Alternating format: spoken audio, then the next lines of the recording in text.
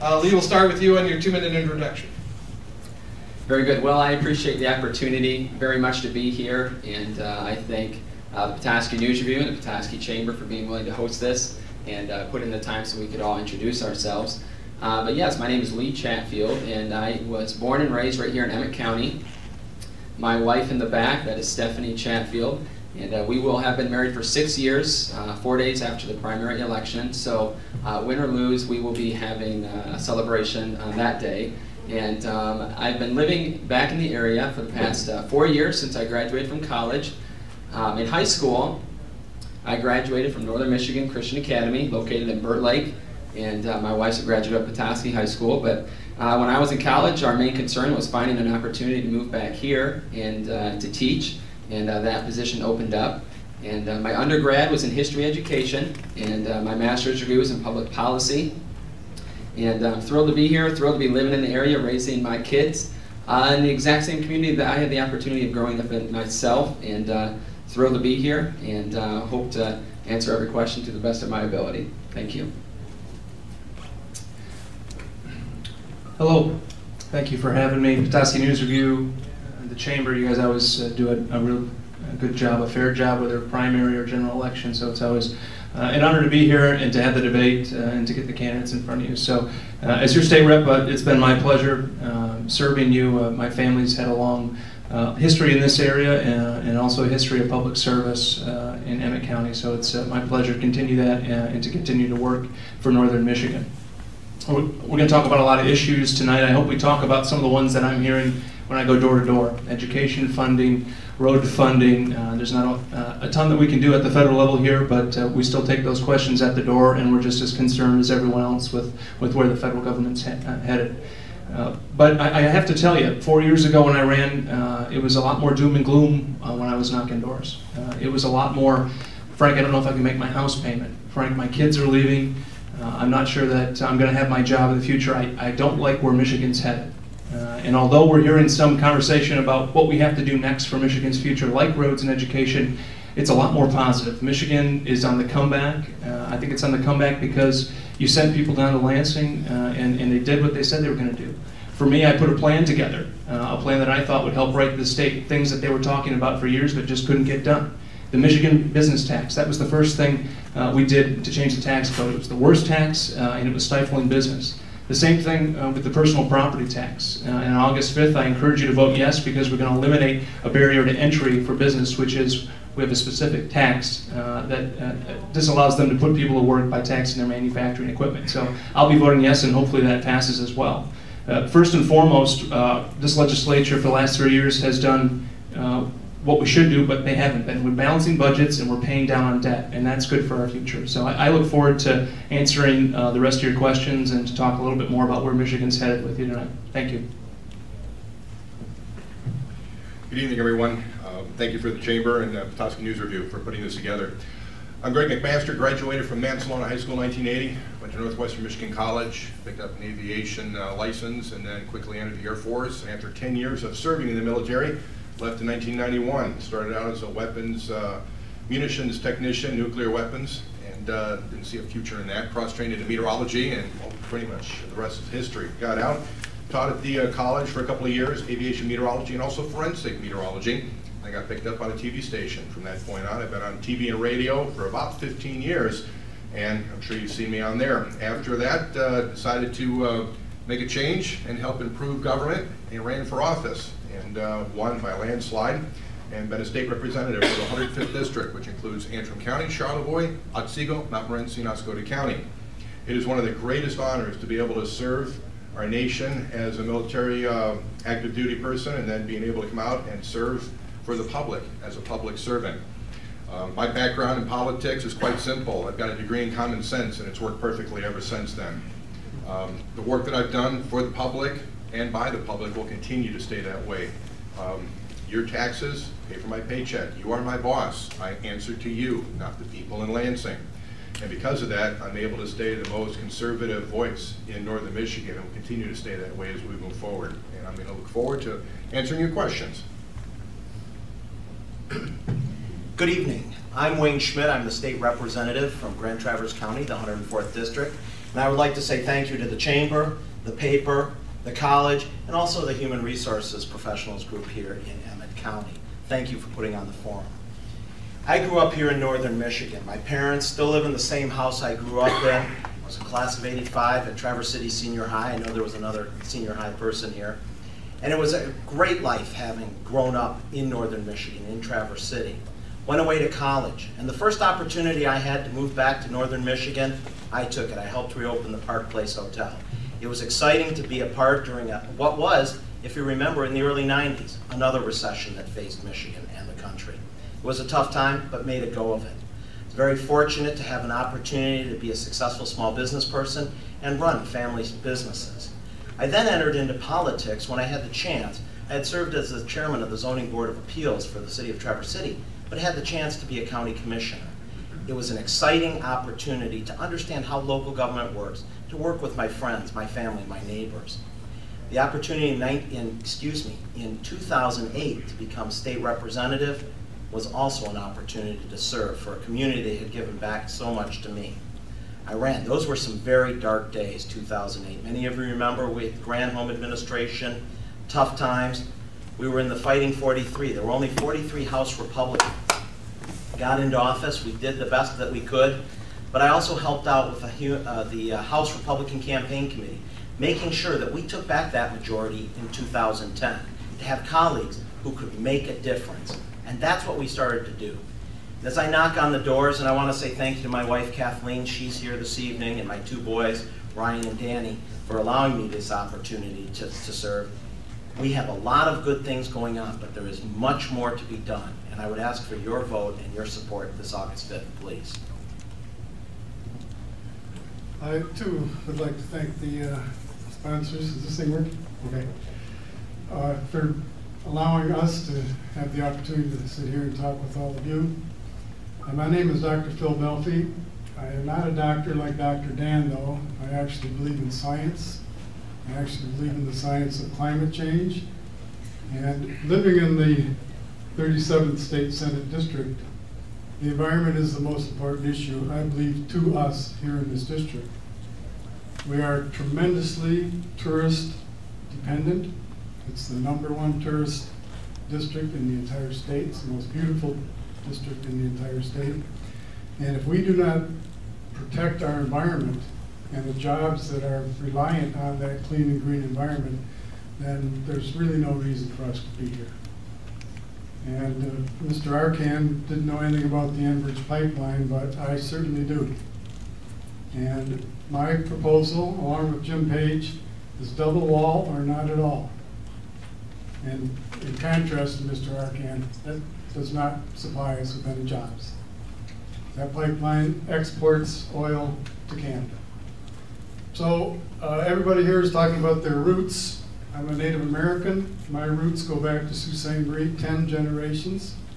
I've lived there since 1970 when I got out of the military, took my GI Bill up to Lake State. I got a degree up there. I got 2 other degrees from Michigan State University, and I am now Professor Emeritus of American Indian Studies at Michigan State University. So I'm a recovering academic, and I've been sane now for almost 2 years. And in very, very stark contrast, I am the only non-conservative sitting at this table today. And I would appreciate your vote on August 5th. Thank you very much. May I stand up, please? Is that appropriate, or do I have to sit down? Can I stand up? My name is Jimmy Schmidt. I live in Central Lake, Michigan. I'm running for the office of the 37th Michigan Senate. I grew up downstate. I was a farmer. I was raised black Angus beef cattle, about 40-45 head for almost 42 years, and also had a large apple orchard. It was a family farm. My grandparents bought it in 1932. I also ran a small manufacturing company that manufactured ordnance products for U.S. Department of Ordnance, the military. For almost 42 years, I grew up in it, and later on I owned it. I've gone through different colleges and graduated. I went to Mott Community College, which was in Flint Junior College at the time, got a liberal arts degree. and I did a lot of my college at night because I was working during the day. I also went to Detroit College of Business at Flint Extension, got an accounting degree. I went to Baker, took some accounting courses, and I also went to Henry Ford Community College in Dearborn and took the technical school, which is the old Ford trade school, and got a certificate for a journeyman's card in tool and die. My last accreditation from a college was Northwest Michigan College in Traverse City. I got a paralegal degree in 2009. I got 3.4 grade point average. I got the highest scholarship that NMC had offered. It's called the Biederman Scholarship. I got it for 2 years and paid my books, my tuition. The reason I'm running for senator is because there's a lot out there right now on the floor that can be done. I'm for MichiganFairTax.org, which eliminates the personal property tax and also eliminates the sales tax and income tax, and puts the goods and services tax of approximately 6.5% on goods and services, with the exemption of home health care and things like prescriptions and medical equipment. I'm also for part-time legislature, which is parttimelegislature.org. It was put on, there was petitions floated to put on the proposal for this coming election, but it didn't quite make enough signatures. I'm all for that. That would be that instead of a senator making about pretty close to $74,000 a year, 78, he'd be only making $34,000 a year. He spent 2 months in Lansing, and the rest of the time he would be taking and working with his constituents in the area. I thank you for listening to me. I hope to have you vote on August the 5th. One last word. Me and Greg MacMaster will be going forward after the primary election into the regular election, which would be November the 4th. Thank you very much and have a very nice day. As you've been talking to constituents during your campaign, what do you see as the most important issue facing voters in Northern Michigan? Absolutely, and I cited it in my opening remarks, because overwhelmingly, and I'm sure if these gentlemen have done as many doors as I've done this summer, that it's infrastructure. And this is a problem that hasn't developed overnight, and it is taking the rest of this year to fix it, but it's roads and bridges. And this is a black eye on our economy. We have businesses that will fly into our airports, and those are great, but as soon as they start driving on the roads, there's a real problem. So I say it's roads. We pay enough in gas taxes, though, I will say that, but we have to figure out where that money is going. Right now, a lot of it goes to education. I think the voters are ready to take a stand and to have the fuel taxes they pay at the pump go to infrastructure. That's the most important thing I see, but it's an ongoing problem. We have to change the way in which we pay. It's not a wholesale tax anymore. We have to make it a percentage-based tax. Otherwise, we're going to be coming back and revisiting this problem every 10 years, and the legislature will have to act. It should go up and down with the cost of inflation. To Greg, yeah. Thank you for the vote of confidence, Jimmy. The three things that I've realized by talking to people out there: number one, jobs; two, roads, as Frank had mentioned; and also school equity, or currently the inequitable school funding. Northern Michigan consistently has one of the highest unemployment rates in the entire state, and we need to expand and grow our local economy to be able to do that. State government needs to do more for us.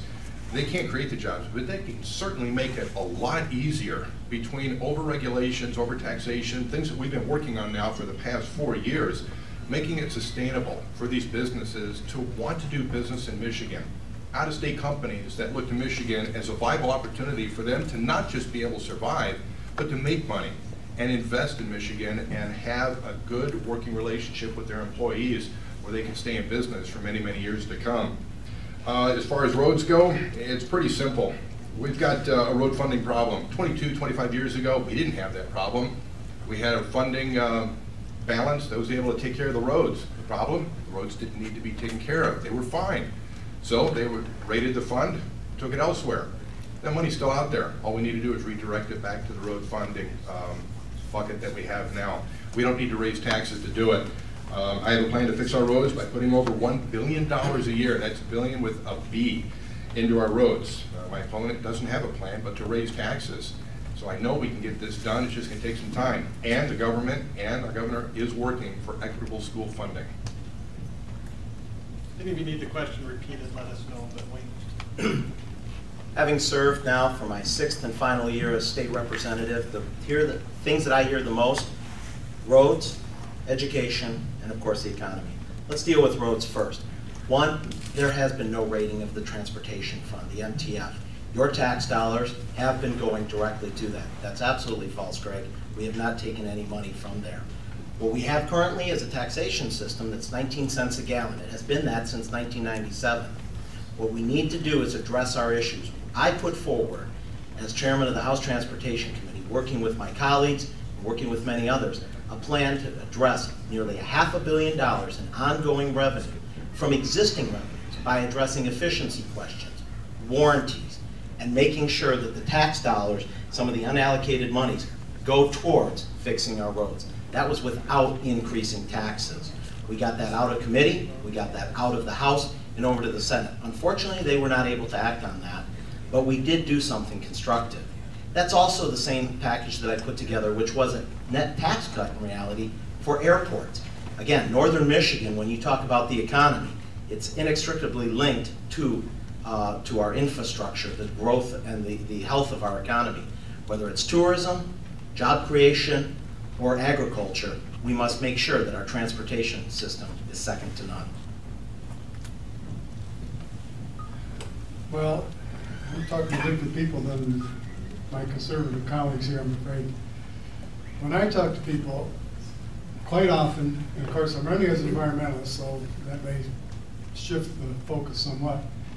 The number one issue in Northern Michigan and the 37th State Senate District is the Enbridge pipeline. I'm sorry that other people don't talk about it as much as the people that talk to me. It is a disaster waiting to happen. And it's not only that, of course, there's also other environmental issues. But on top of that, nobody has mentioned the right to work. The people that I talk to are adamantly opposed to that legislation. It has destroyed the middle class, and it's partly responsible for the sorry state of our economy. If people don't have money, they're going to go to your restaurant or to your business. Where are they going to get the money? This legislature is destroying the middle class. That is a very big issue to people that I talk to. And we've heard a lot about the funding of the schools. Well, I'm afraid that some of these people here have forgotten that these people cut the business taxes $1.8 billion and slashed $1 billion from our public schools. And now they're saying, oh, we're going to give you back 50 cents out of that dollar. What we do? We need strong leaders in Lansing that know the issues, and these gentlemen don't know the issues that I've been listening to. Thank you. I'd like the question repeated, please.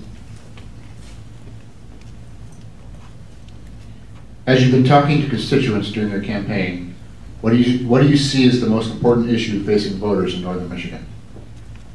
Well, the most important issue is the economy, very obviously. Roads and bridges and road construction and repair is also important.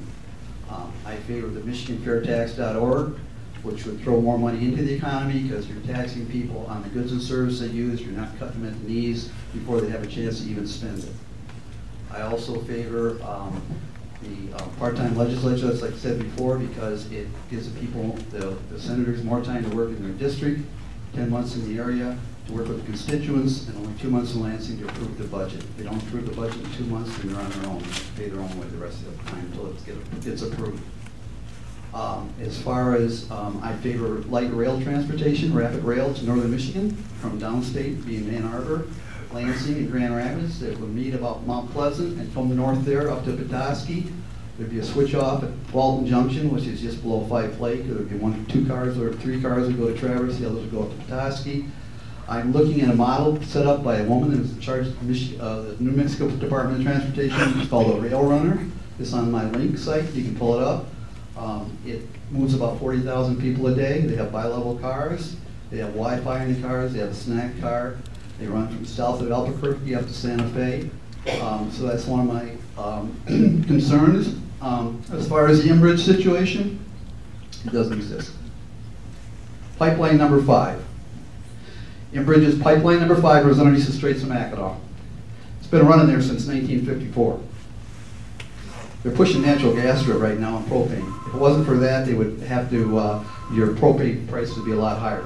Inbridge employs about 635 people in the state of Michigan, and they pay $21 million in sales tax and personal property tax. It's unnecessary. You're doing a good job.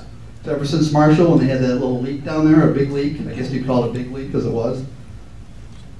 Thank you. The EPA and the DEQ has made them do pressure tests on that pipeline every month. So it's not an issue. It's pipeline number 5. Thank you very much for your time. Just throw it down the lead.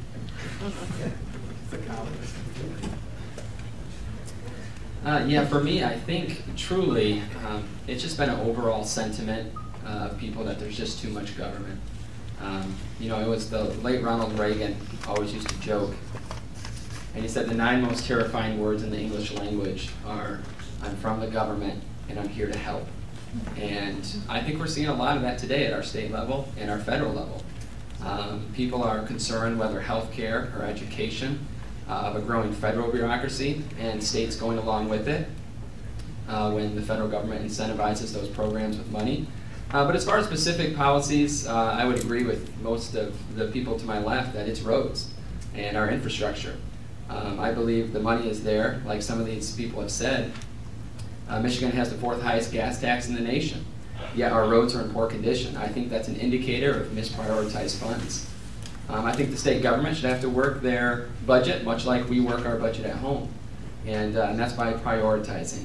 Obviously, education has certainly been a hot topic, but you know, even for me, I've accidentally knocked on some Democrats' doors too, and even their top concern was roads, roads. So overall, I think we need to limit government as we're moving forward to secure greater personal freedoms.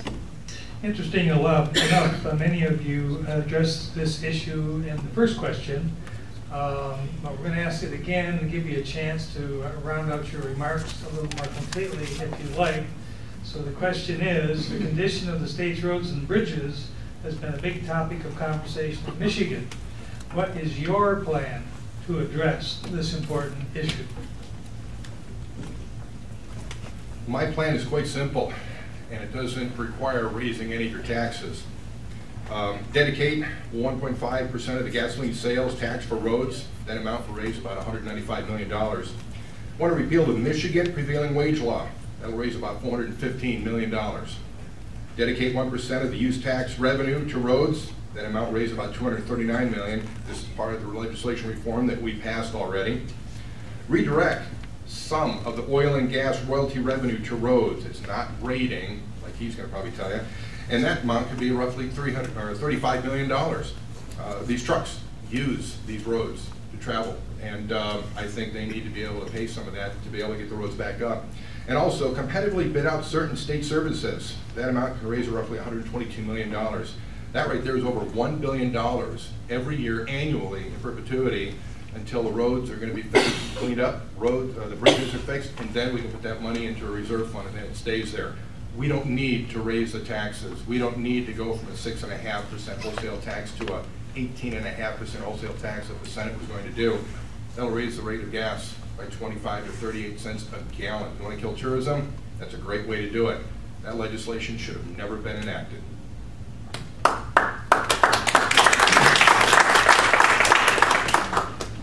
As I discussed earlier, it's a question of actually finding solutions, negotiating, get things done, and that's what we put forward in the road funding plan. The DNR Trust Fund, it was voted on by the people, it's constitutional. You can't take that, you can't read it unless you, the people, choose to change that. So that's off the table. Prevailing wage, fine. I say repeal it, that's fine by me. But the majority of road projects, actually almost 99% of them, contain federal money. That means you still are dealing with the Davis-Bacon Prevailing Wage Act.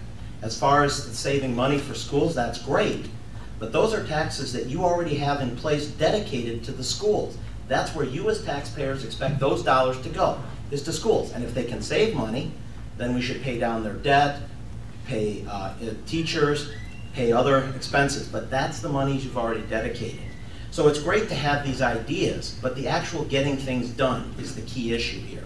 And so you can talk all you want, but we put forward a plan that deals with $500 million a year without raising your gasoline taxes to fix Michigan's bridges and roads. That's something that's actual legislation that's been voted on and passed out of committee and the House.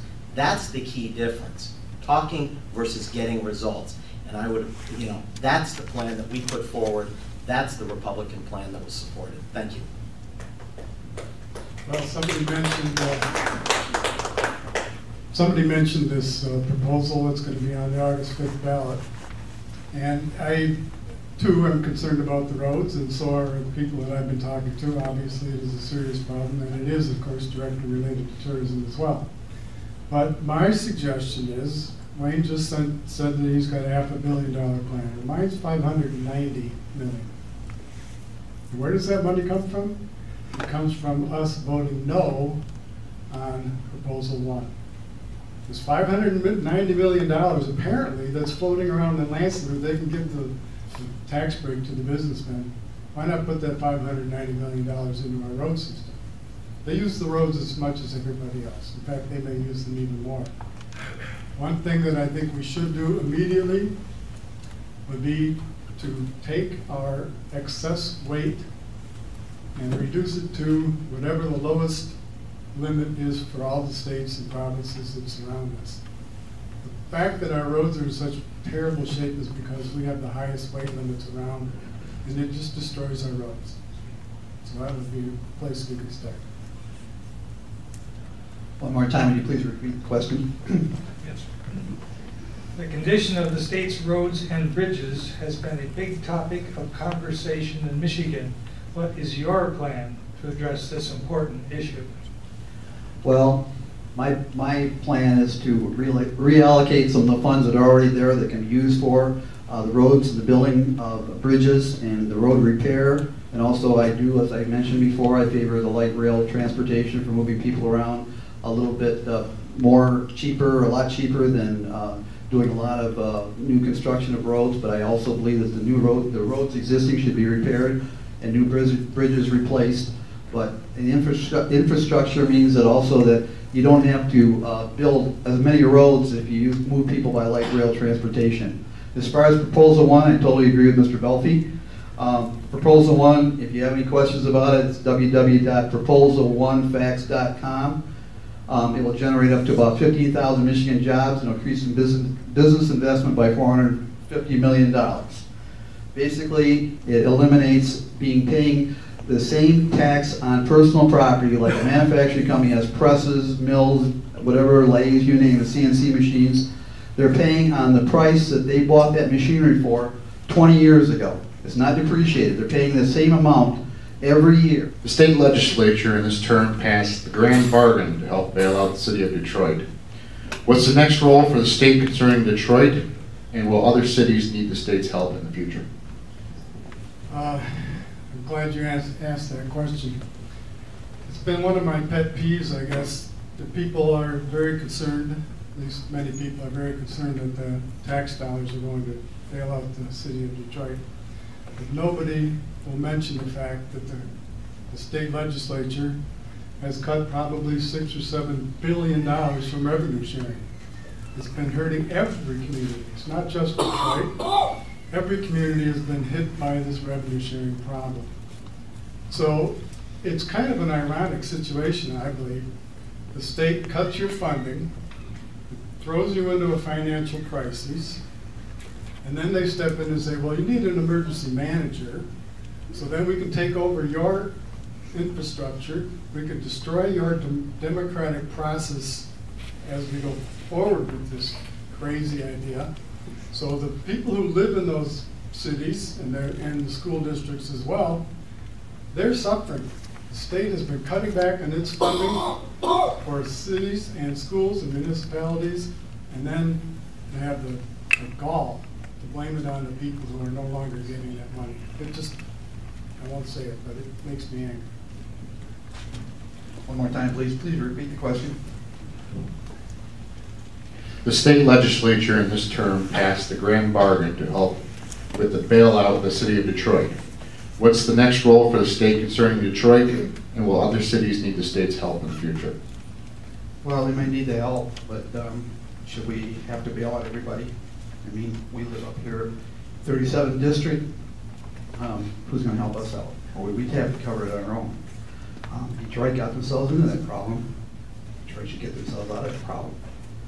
I mean, to ask the state to come in and, and help them out financially, they did file bankruptcy. There are terms under federal bankruptcy laws that they can abolish most of their debt and move forward. The reason that they're suffering in Detroit is their tax base isn't there. The businesses moved out. You don't have a growth pattern as far as anything going on as far as manufacturing like it used to be. And this has created the problem. But are we going to have to bail out Grand Rapids tomorrow and Lansing the day after that? And then Pontiac, and then we go on and on and on. I mean, why do they come to the state when they're in trouble? I mean, yeah, there is revenue coming from some of the cities, but Detroit has put themselves where they're at. I mean, they should be liable for what they've done, and they do have the federal bankruptcy laws, like I just got to mention, and that will relieve a lot of the pressure off of them, and they can move forward. But to have somebody else in Petoskey and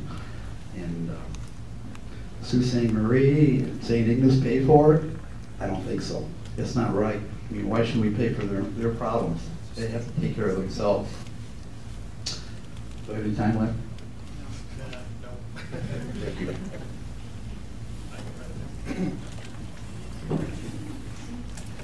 Yeah, ultimately, Detroit is in the position they're in, ultimately because of mismanagement of funds and fiscal irresponsibility.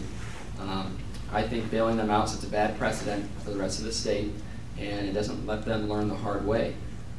I'll give you an example. Thought of this when he was speaking. I have a son, Matthew, who's almost 20 months old. Several months ago, my son Matthew always wanted to climb up on the ottoman that we had. It was about 1.5 feet off the ground and a carpet floor. And every single time he'd climb up on that, my wife and I would get him and we'd set him down on the ground and say, no, you can't go up there, you're going to hurt yourself. Well, every single time he kept going back up on the ottoman as soon as we turned around. If you have kids, you know what I'm talking about. Well, what we had to do eventually, it's only, a foot off the ground, 1.5 feet. He had to fall, and he did fall, and he cried, and we picked him up and we held him. But what he learned on his own is, you know what? I can't go up on that ottoman anymore because I'm going to fall off. And it sounds like the school of hard knocks, but ultimately, that's what we do to our cities and other municipalities in our state that are struggling. It is unfortunate that Detroit's in the position that they're in, but I don't support helping them off the backs of taxpayers of northern Michigan. I don't believe that's right. Seldom do I find a person that doesn't believe that a healthy Detroit means is good for Michigan, means a healthy Michigan, just like a healthy Petoskey means a healthy Emmett County. But it is nowhere near a revenue problem for the city of Detroit. It is a spend problem. It is a corruption problem. Detroit gets more money than any other city in our state from the federal government. They get more government programs from the federal government. Before we got there, they got more state programs than any other city. And how was I, coming from northern Michigan, supposed to vote for another $250 million when each of the residents of Detroit is getting $150 per capita of revenue sharing? So your revenue sharing numbers are quite wrong. And my folks up here are getting $17 per capita. That's wrong. It is not a revenue problem. You take a look at $500 million of statutory revenue sharing. Detroit's got about 7% of the people now. They get about half that pot of money. And so it's not a revenue issue. But we do have to correct it. I voted for the reforms. I voted against the money. We know that with reforms, the city of New York got out of their troubles in the 80s. Baltimore did the same thing. And Detroit will pull itself up by the bootstraps, but it's not doing it with government solutions. It's doing it with private entities like Dan Gilbert, the Illich family, who are reinvesting in the city of Detroit, who are bringing young people down into the city of Detroit. It's doing it by itself, but it's going to need a little bit of government oversight because there are some tax dollars that are going to go through that in bankruptcy. So it is going to be a strong city again, but it's not going to be stronger if we put more money out of our pockets up here in northern Michigan and send it down to Detroit. Repeat the question, please. The state legislature in this term passed the grand bargain to help bail out the city of Detroit. What's the next role for the state concerning Detroit, and will other cities need the state's help in the future? Well, the set of bills that have already been passed through, I voted for the transparency and accountability part, not for the money part. So now that the system is already starting to move forward, it's going to be incumbent upon the legislature and those within government to have the best oversight they possibly can on future contracts and have a double check on it to make sure that Detroit doesn't fall into the same situation it just had. It can reinvest in its own city, but it's going to take the proper mindset, the proper people, and not somebody who's going to try to make money off of this deal. Detroit, when people talked about Michigan, they thought about Detroit. They didn't realize the beautiful natural resources of northern Michigan. Now that we're rebranding Detroit, we're also looking at opportunities to help improve our district in northern Michigan. I do think that the amount of money that's gone into Detroit was squandered, and it wasn't fairly invested wisely, and they were going into bankrupt. Now, what about the rest of the communities? If any other community is going to be having problems, that's why the emergency manager law was put into place, to be able to get in there. They have to admit that they are faltering. They have to stand up and do the right thing for the taxpayers and admit that they are failing and they need to get help. If they continue to hide that money, they're eventually going to get found, get caught, and they're going to be charged with corruption, and then we're going to have to turn around and clean them up. But we can't set a precedence like we did, where we give money to Detroit to try to help save them. We can't do that with the other communities. We don't have the money to do it.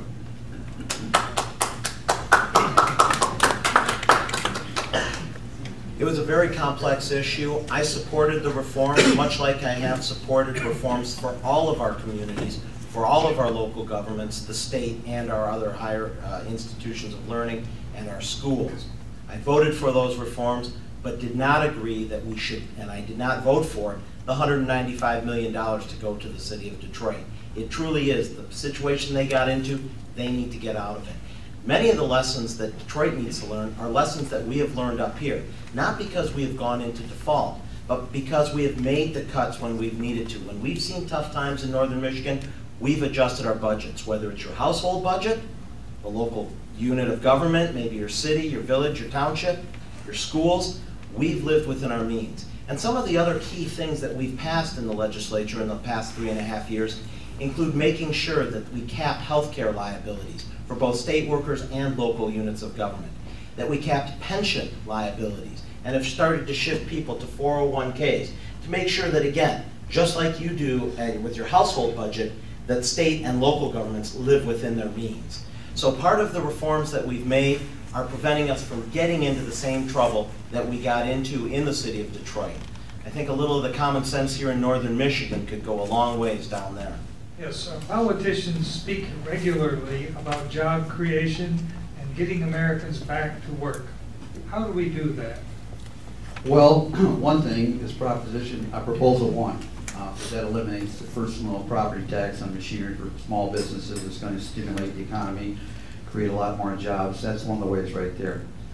The other one is the MichiganFairTax.org. That eliminates personal property tax, sales tax, and also your income tax. It gives people a chance to have more money to spend.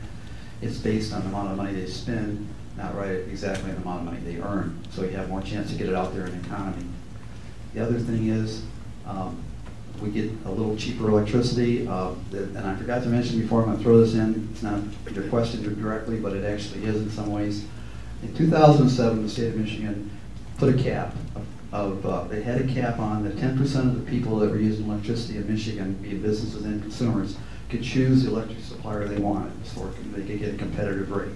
In 2007, the state put a cap on that. So those 10% are locked in. They can still get their discount by shopping around for a competitive electric source. And I'm going to introduce bills as senator so that every person in Michigan who uses electric power can competitively shop for their power from the electric source they want to. And that will reduce a lot of the spending and trying to manufacturing. Like East Jordan Iron Works, they have electric furnaces there, and so on down the line. So that is one of my propositions that I'm going to put in front of the legislature when I become senator. Thank you very much.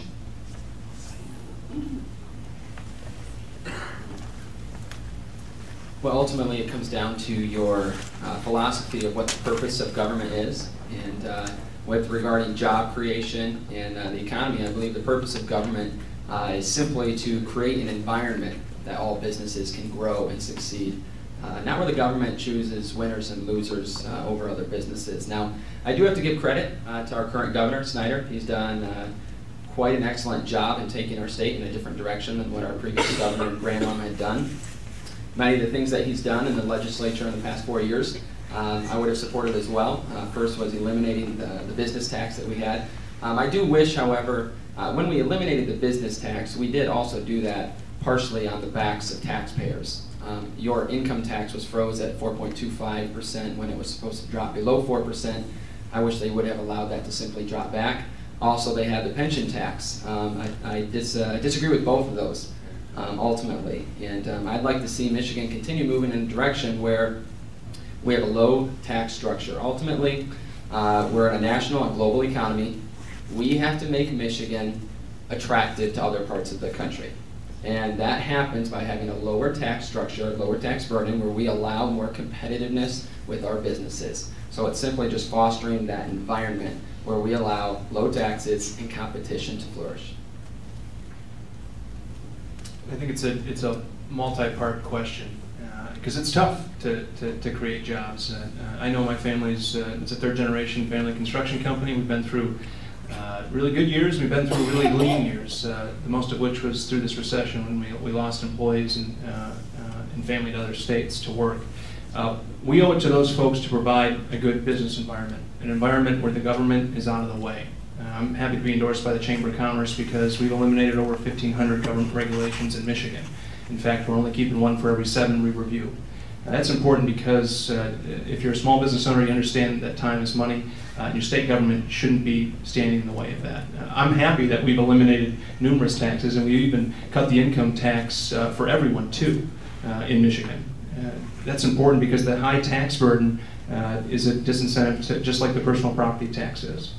So I'm happy that it's gone from 13% unemployment when I took office to 7.5% today. We won't be happy until we get it far below that. But it's not that this governor or this legislature is going to take credit. We just did what we said we were going to do.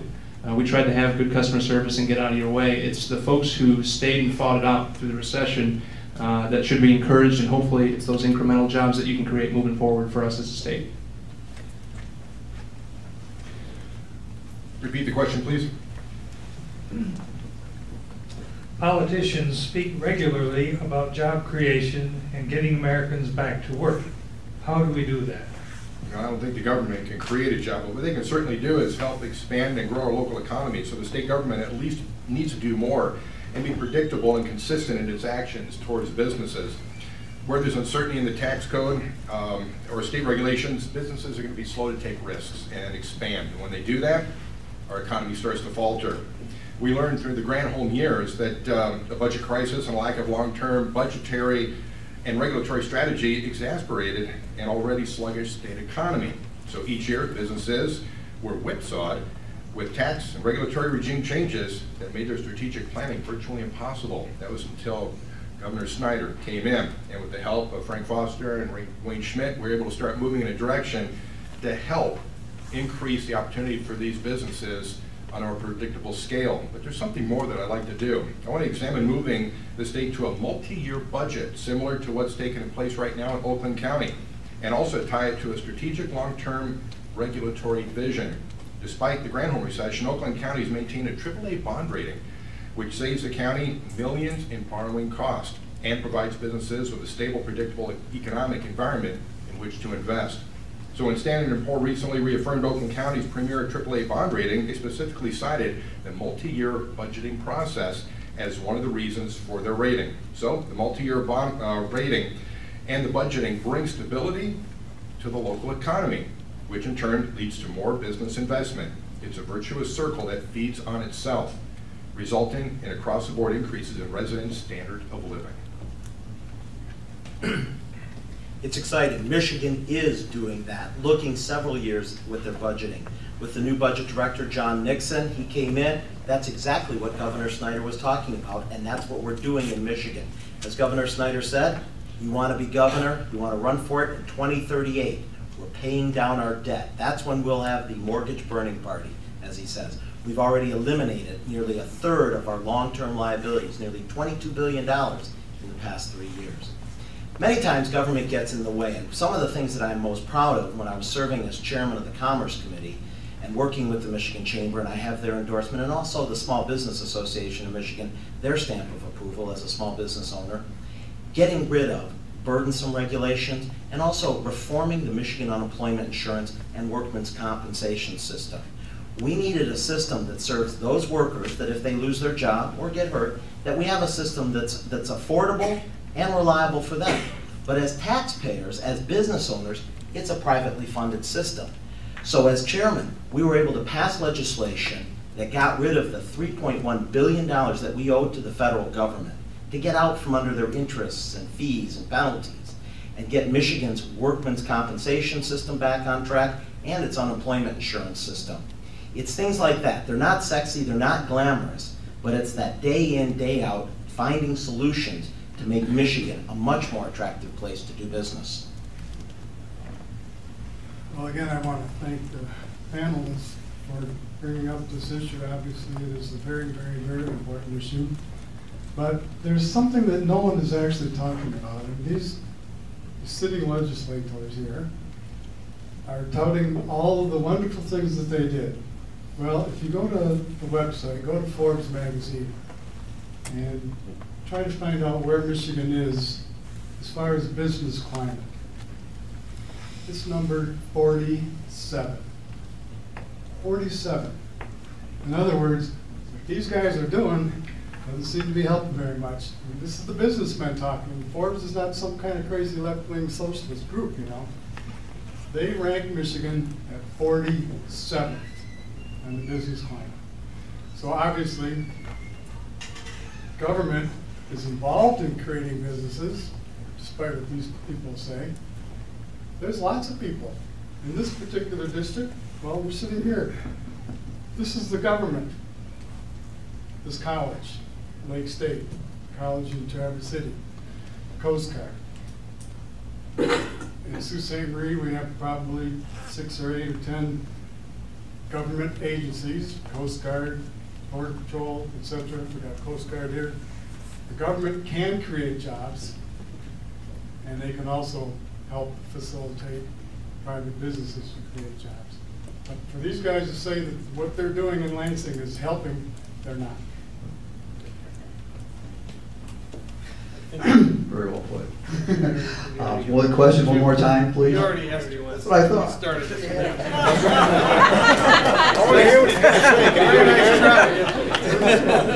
it. As we're discussing education, the state delayed implementation of the federal Common Core system for student assessments. What should the state do in the future to measure our students' academic progress? Local control. I think that's why in the legislature we delayed Common Core. We didn't like what was in it. And if you don't know what's in it, you got to kick it back to the locals. Parents should be able to dictate the curriculum that their kids are learning. And we didn't implement the assessment that Common Core came with it too, because we didn't know what was in that, and we didn't like that. And we thought that, although the meat test isn't perfect, we're going to keep that until we find something better. We don't want a federal standard. Common Core is moving forward in different parts of the country. Your state legislature can't affect that, even if it comes to Michigan. But what you can count on me is always coming back to my community, making sure that we hold off on that. What I heard from my school boards, what I heard from my parents, was that, okay, we understand what Common Core is, we don't like it. Is there any way that you can implement a policy where we could control local curriculum at the local level? So if we don't like the 2 + 2 = 5, we can change it. If we don't like the way they're teaching American history, we can change it to what we believe. And so that's what we did with our votes. I believe all of us voted yes on portions of that. But that's the most important thing to me. Standards will always change for academics. Academics, be it Republican or Democrat, will always find a new way or a better way they think to teach kids, but the real teaching comes at home, and that's we find that evident in good homes with good parents. We can't legislate good parenting. I think you see that in Detroit and Pontiac. We can't legislate good government, and we can't take those kids out of bad homes until it gets really bad. So what we can do, though, is have the locals control the curriculum. That's what I support. Back in 2009, 2010, we had the Race to the Top, and when you unveiled that, it was Common Core. That was before my time. It was when my opponent was in the office at the time, and seeing how Common Core was being implemented and forced down our throats, a lot of teachers, superintendents didn't like it. There was nothing wrong with our education system that we had now, and as Frank said, that we have the meat scoring. There was such a pushback from some of the people in the legislature that we didn't want to fund it, we didn't want to see it move forward, that the governor decided to sit back and wait. Frankly, I think we don't need to have any federal involvement when it comes to our education. The parents need to be involved, the school district, the school board, teachers, they're the ones who need to be involved. They know what's best for the children, not our federal government.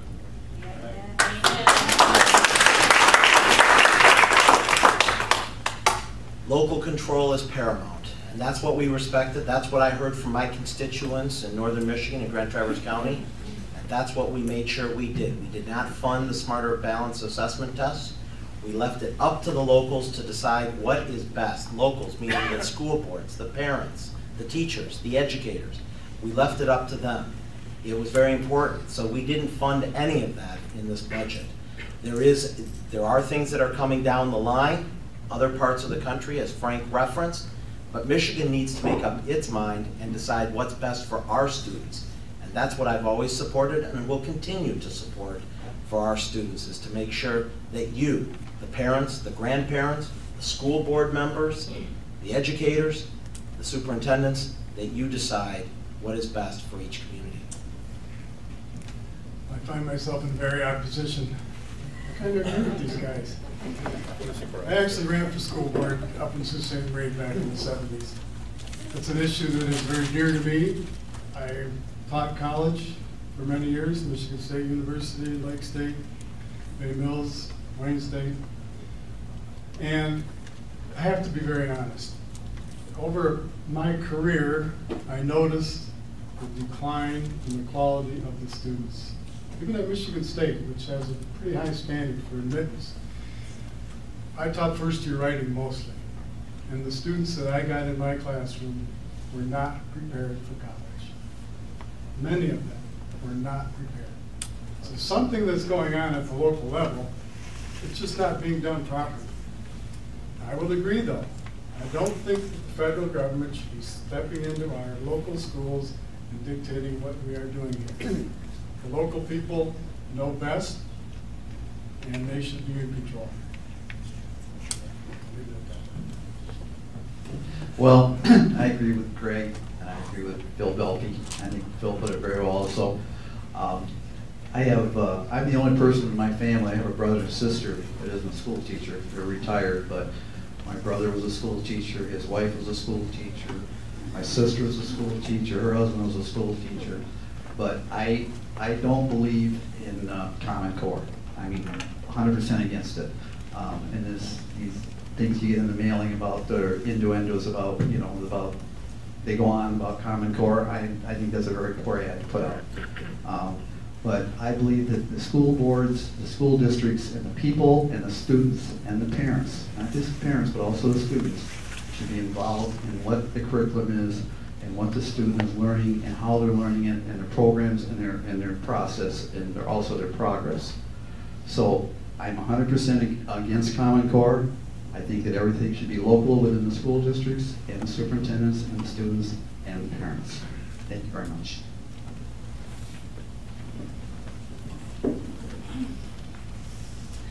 Yes, well, I appreciate this question. Common Core was certainly an issue that's important to me as an educator, and I do have a job, and I very much enjoy the opportunity to teach to kids and to equip them for the next stage of their life. I very much oppose Common Core and its implementation in Michigan. There are many legislators in Michigan who would like to have their cake and eat it too. There was a resolution that was voted for and passed back in September to continue to authorize Common Core in Michigan. Now, we've heard some people say here that we are continuing to delay the implementation of Common Core in Michigan. I'm for repealing Common Core in Michigan.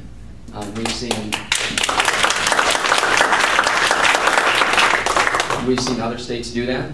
I believe it's a step in the right direction. I believe it's a thing we have to do.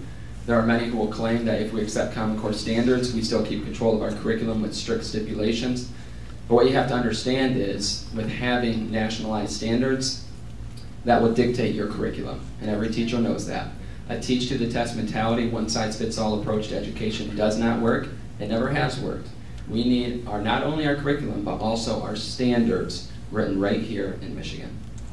In the interest of time, we promised ending at 9 o'clock. We're going to forego our final couple of questions and move right into the last wrap. And Representative MacMaster, I believe you get to go first, so that'll be great. So the Senate candidates can go down the line, then we'll hear from our two candidates for the State House at the end. 2 minutes just to closing comments, and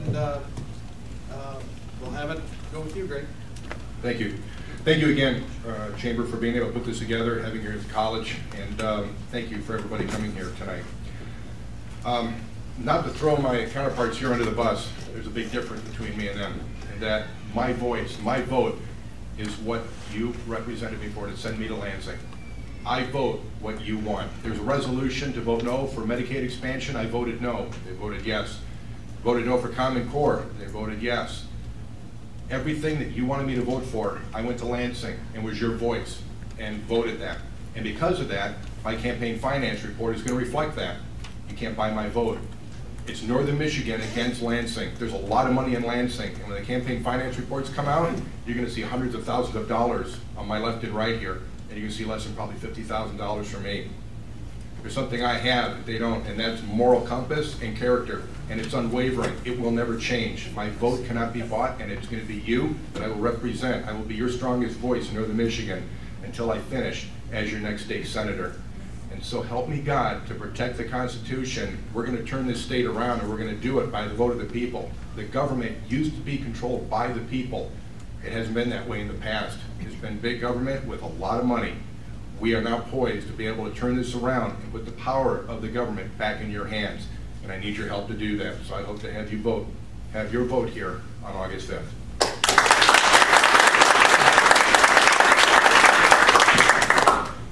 It has been my pleasure to serve my hometown, my home community for the past 6 years. When I went to Lansing, I was elected to serve, and that's exactly what I did. I heard from my constituents. I voted the way that my people in Traverse City, in Kingsley, in Fife Lake, and the other villages asked me to vote. I was their true voice in Lansing. And I continue to have that support from real estate agents, from business owners, from teachers, from retirees, from young people. And they've shown that because when they say, for example, the real estate community, they said, Wayne, we like the changes you're making, that you're making it easier, less regulations for us in that business environment, that letting people, reforming DEQ, letting them build their homes where they would like to build them. Those type of things, they say, Wayne, we support you, and they tell their Lansing folks, we like Wayne, we want that support.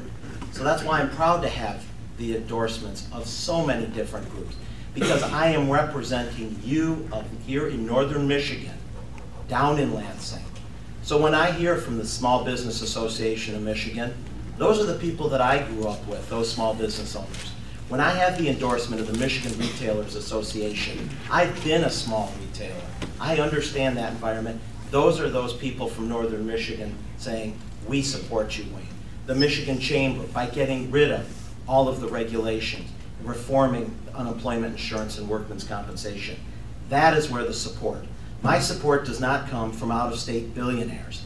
It comes from the people of Northern Michigan and throughout the state of Michigan, because they know that I'm doing the job for them, making Michigan, Northern Michigan, and the Upper Peninsula a better place to live, raise a family, retire, whatever you choose to do.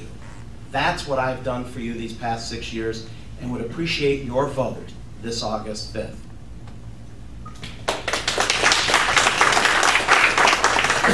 Well, obviously I can't tell you all the things that I've been doing in the legislature for the past 6 years or whatever, but I can tell you one thing. I've been involved in peace, justice, environment, anti-discrimination, equality issues for 40 years.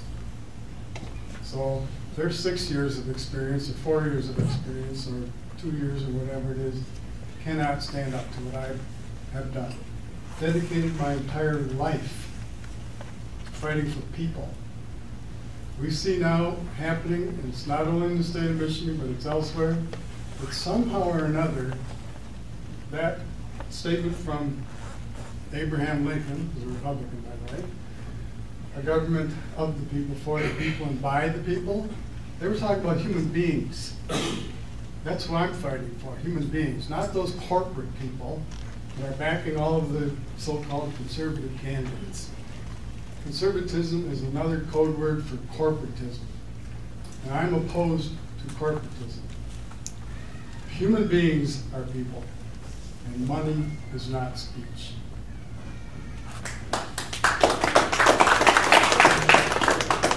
Well, start off with the reason I'm running for senator is because I have a lot of respect for a gentleman by the name of Chase Osborne. He's from Sault Ste. Marie. He started the Sault Ste. Marie Evenings newspaper He discovered the mineral deposit, iron ore deposits north of the Sioux that the Oklahoma steel mill uses. He was governor for 1 term. He had a deficit when he went in. When he went out in 4 years, he had a surplus the same amount as a deficit. He was a square shooter. He was above board. And he's a person I've used for a mentor when I decided to run for senator for the state of Michigan in the 37th district. I will represent you in a very truthful, honest, sincere way. I have no behind me money. I have no special interest money. If you look at my platform as far as my website or my cards, I don't believe in lobbying or special interest money. I do question one person as a candidate here running under the Republican ticket. If he didn't accept any special interest money, how he's come, he's got about $300,000 in his war chest for campaign. Doesn't make sense, does it? But if you have any questions, just look up the Bureau of Elections in Lansing, and it'll show them. Whereas that other person, it's going to be my pleasure after August the 5th to run against Greg MacMaster. And if your vote doesn't mean anything, I'll just tell you one thing. Under a general election, popular election, Adolf Hitler got into office. And you know how he got in there? By 1 vote. So if one person would have voted against him, he would have never gotten into office. So think what kind of a difference that would have made on the world. So your vote is very important August the 5th. Thank you very much for your time. I appreciate it. If you'd like to look up my website, it's www.lowercase elect Jimmy Schmidt, 4senator.com. If you have any questions, call me up. I'd be more than happy to talk to you. And thanks again for your time. And I want to thank the Chamber for putting this on. One last word. I do strongly support Proposal 1. And so does the Petoskey Chamber. And so does the Traverse City Chamber. Thank you again. All right, now we'll move into closing comments with our State House candidates. Lee? Yes, thank you very much. Like you, I'm concerned not just for my own freedom and prosperity, but also for that of my children. If you have kids, you remember the moment where you first held your children in your arms and you understood that life now brought more responsibility. And now you are not just concerned about your own freedom, but how do you pass that on to your kids? How do you pass on that America to your kids that you had the opportunity of growing up in? Our founders came to the same conclusion. In the preamble, they said, "We the people of the United States, in order to form a more perfect union, establish justice, ensure domestic tranquility, provide for the common defense, promote the general welfare," and they said this, "and secure the blessings of liberty to ourselves and our posterity, do ordain and establish this Constitution for the United States of America." They were concerned about how to secure the blessings of liberty to ourselves and our posterity, future generations. So how do we do that? It was Ronald Reagan who warned us of this. He said, "Freedom is never more than 1 generation away from extinction." We didn't pass it on to our children in our bloodstream. It must be fought for, protected, and handed on for them to do the same. Or one day we will spend our sunset years telling our children and our children's children what it was once like in the United States where men were free. And I believe, Mr. Reagan, I believe there come points in a community, in a state, in a country, where like-minded, limited government people have to band together and fight for the freedoms of their children. I'm very committed to doing that. I'm happy to be a candidate in this race, and I hope to earn your vote on Tuesday, August 5th. Thank you.